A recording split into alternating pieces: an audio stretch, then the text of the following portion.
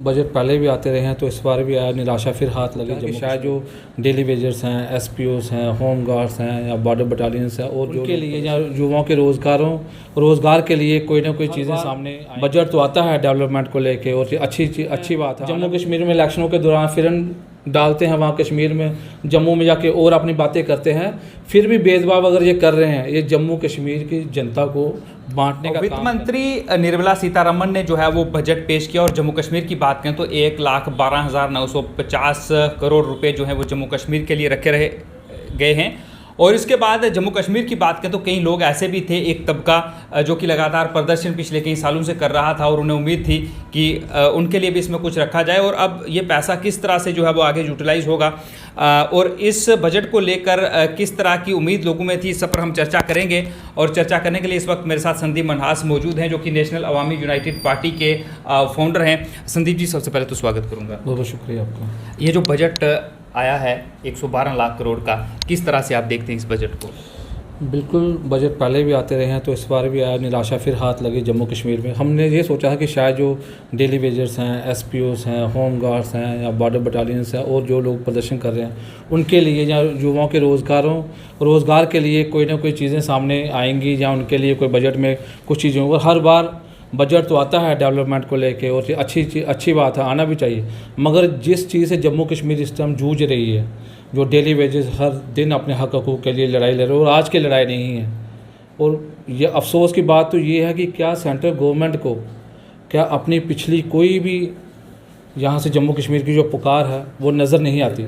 ये बहुत ही एक शर्मनाक और एक बड़े अफसोसजनक बात है कि डॉक्टर जितेंद्र सिंह जी से मैं अपील करना चाहूँगा कि आप डेली देख रहे हैं जम्मू कश्मीर का हाल, क्या आपने भी बजट में कोई उनको बोला नहीं कि ऐसा संशोधन किया जाए या यहाँ के जो डेली वेजर हैं, एसपी, होम गार्ड्स हैं, जो दिन रात अपनी मांगों को लेकर जिनके परिवार तक सड़कों पर हैं, उनके लिए क्या सोचा सरकार ने?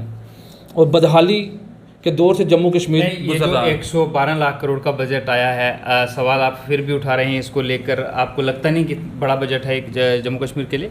बजट बहुत बड़ा है। मैं कह रहा हूँ कि बजट आते हैं, अच्छी बात है, और डेवलपमेंट हो रही है, बहुत अच्छी बात है, मगर कहीं ना कहीं जो जम्मू कश्मीर के अवाम है, युवा हैं, एसपीओज हैं, होम जो दिन रात प्रोटेस्ट कर रहे हैं, दिन रात लाठियाँ खा रहे हैं, क्या उनकी बात इस बजट में नहीं होनी चाहिए थी?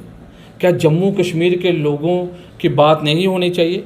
क्या जम्मू कश्मीर के जो डेली वेजर्स हैं, होम गार्ड्स हैं, एसपीओस हैं, बॉर्डर बटालियंस के हैं, जहाँ हर विभाग से जो लोग हैं, जहाँ यूथ है जो एम्प्लॉयमेंट के लिए या जिनके पीछे जो JKSSB की जो पोस्ट वो भी कैंसिल कर, क्या उस पर बात नहीं होनी चाहिए थी? क्या संसद किस लिए इनका बजट वो चलता है या वहाँ पे क्या डिस्कशंस होती हैं?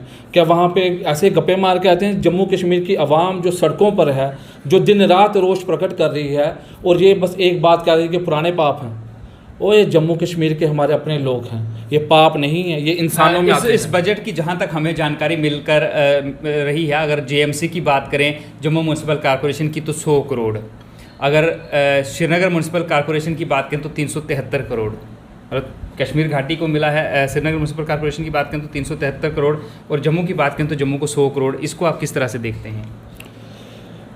देखिए, इसको मैं इस तरह से देखता हूँ कि हमारे जो माननीय डॉक्टर जितेंद्र सिंह हैं, उनके पास इंडिपेंडेंट चार्ज है, वो जम्मू से हैं और मैं उन्हीं को देखता हूँ। और अगर वो चीज़ ये आई है तो इसमें हमें पक्षपात ये हमारे अपने लोग कर रहे हैं, जम्मू की जनता पक्षपात नहीं कर रहे, हमारे जो इंडिपेंडेंट मिनिस्टर हैं वो पक्षपात कर रहे हैं। और ये लोग आते हैं जम्मू कश्मीर में इलेक्शनों के दौरान, फिर डालते हैं वहाँ कश्मीर में, जम्मू में जाके और अपनी बातें करते हैं, फिर भी भेदभाव अगर ये कर रहे हैं, ये जम्मू कश्मीर की जनता को बांटने का काम कर रहे हैं। बजट जब भी पेश होता है जहाँ वहाँ पे जम्मू को कम और कश्मीर को आज भी ज़्यादा दिया जा रहा है, क्यों? ये कहाँ के लोग हैं? ये जम्मू के ही लोग हैं जो यहाँ पे बजट वहाँ पे जाके बनवाते हैं और वहाँ से ये पेश। इसमें हमें लड़ना नहीं चाहिए, तो ना इसमें भेदभाव होना चाहिए, क्योंकि ये जम्मू के जो मंत्री संतरी जो बैठे हुए हैं, आज उनको समझ नहीं आ रही है, जो अपने लोगों के साथ इंसाफ नहीं करें तो ये जम्मू या कश्मीर के साथ क्या इंसाफ करें? तो जम्मू जो आज भी पीछे है डेवलपमेंट के लिए, यहाँ पे बड़ा पैसा आ रहा है, मगर फिर भी कहीं ना कहीं पे वहाँ पे ज़्यादा, यहाँ पे कम कर दिया जाता है।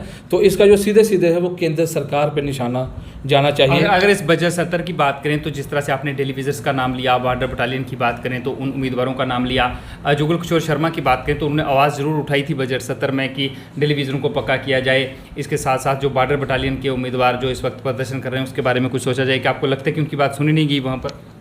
बिल्कुल ही सुनी जाएगी, और ऐसे एमपी की कौन सुनेगा? इनको आज याद आया, आज जब कोहराम मच गया जम्मू कश्मीर में, अब इनको अपनी सियासत दिख रही है, अपनी कुर्सियां दिख रही हैं कि अगर मैं वहाँ पे आवाज़ नहीं उठाऊंगा तो शायद मेरे को वोट ना मिले, शायद पार्टी टिकट भी ना दे। जुगल किशोर जी पहले भी गुमनामी के दौर से गुजर चुके हैं जम्मू कश्मीर में, जैसे जीतने के। अगर जम्मू कश्मीर में जो लीडरान जीते हैं ये प्रधानमंत्री मोदी के चेहरे पे जीतते हैं। आज पूरे भारत में इलेक्शन होती है तो प्रधानमंत्री मोदी के चेहरे पे जीते हैं। आज इनको अकेले अकेले खड़ा कर दिया जाए तो 5-5 वोट भी ना इनको मिलेंगे। और जुगल किशोर जी पहले कहाँ थे? आज से पहले भी तो आवाज़ उठती थी। ये तो काफ़ी पुराना जो जहाँ पे सिलसिला चल रहा है, जो जहाँ पे डेली वेजर एसपी ये काफ़ी पुराने चल रहे हैं। तो फिर आज इनको अचानक से याद आ गई होगी, अपनी याद। आवाज़ उठाने से नहीं बात बनेगी। आप लोग अगर चाहते थे तो सारे मंत्री संतरी जितने भी आप लोग हैं, आप जाके एलजी साहब के साथ लेके दिल्ली में जाके बैठ सकते हो, 10 दिन बैठ सकते हो और वहाँ से ऑर्डर लेके आ सकते हो। एक दिन का काम है, 370 रातों रात टूट सकती है। तो ये क्या मसला है? ये कोई मसला है? इनके लिए मसला नहीं, सरकार कुछ भी कर सकती है। आखिरी सवाल मैं करूंगा, जिस तरह से डीडीसी और बीडीसी की बात करें, पहली बार ये लोग चुनकर जो है वो जम्मू कश्मीर में सामने आए और डीडीसी के लिए 200 करोड़ और बीडीसी की बात करें 71 करोड़ जो है वो इस रुपये रखे गए हैं। आपको लगता है कि अब गाँव की बात करें उनकी डेवलपमेंट जो है वो अच्छी तरह से होगी? क्योंकि इन लोगों के पास अगर ये पावर आएगी, पैसा आएगा तो लोगों के डेवलपमेंट के काम जो हैं वो अच्छी तरह से कर पाएंगे। बिल्कुल बिल्कुल, ये तो साफ तो उस तौर पे ये कहा जा सकता है कि जब तक इनके पास पैसा नहीं आएगा, इनके पास आप अपनी सैंक्शंस नहीं आएंगी तो ये कैसे ये लोग काम करेंगे। तो अच्छी बात है, डीडीसी के साथ बीडीसी को भी कुछ मिला है ताकि कहीं ना कहीं से कुछ कमी पेशी रह जाए तो ये लोग वो पूरा करें। तो वैसे भी गाँव में डेवलपमेंट होना बहुत ज़रूरी है।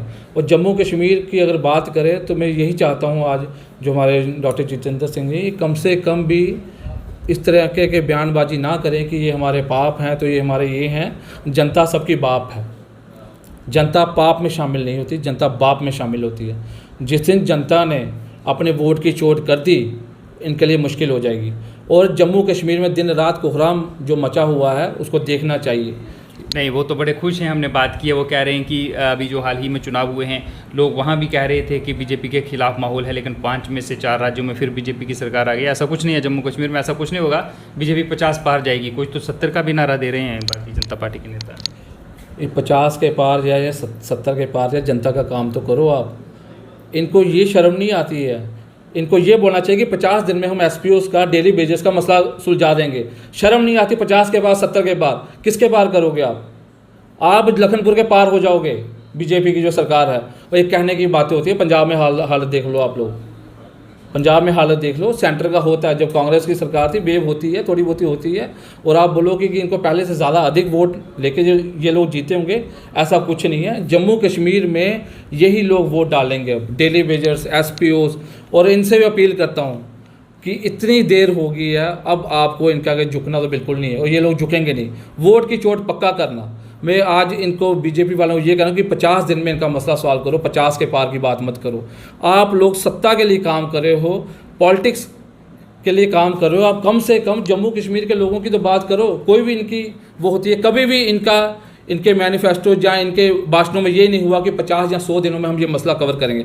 हर प्रेस कॉन्फ्रेंस 50 के बाद 70 के बाद, ये चीज़ बंद करो। और कम से कम भी 50 या 100 दिनों में जो हमारे जम्मू कश्मीर के युवा हैं, जो डेली वेजर हैं, जो एसपीओस हैं, होम गार्ड्स हैं, जितने भी अन्य लोग हैं, इनका मसला पक्का होना चाहिए। जय हिंद। बहुत बहुत शुक्रिया। जय हिंद। ये थे संदीप मनहास जो कि इस वक्त हमारे साथ बातचीत कर रहे थे। संदीप मनहास नेशनल अवामी यूनाइटेड पार्टी के जो है वो फाउंडर मेंबर हैं और प्रेसिडेंट भी हैं।